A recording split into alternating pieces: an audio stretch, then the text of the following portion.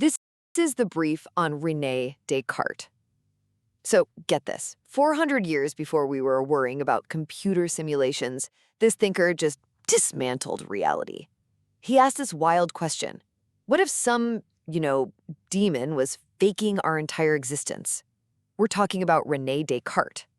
And look, he wasn't just some mathematician. He was the architect who shifted the whole universe's center from God to the thinking subject. Okay, so first up, his method of mental house cleaning. Imagine you have a basket of apples. Now, if you want to be sure there are no rotten ones, you don't just hunt for them, right? No. You dump the entire basket out. You treat every single belief as false until you can prove it's undeniably true. Second, this whole process led him to what he called radical doubt. He realized our senses can be, well, pretty glitchy, like how a stick looks bent in water. So he imagined this evil demon, which is basically the 17th century version of the Matrix, and asked, how do I know reality isn't just a grand deception created to fool me? And finally, he hit bedrock.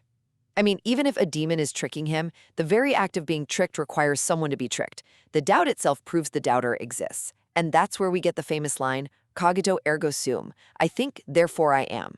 The modern subject was born right there.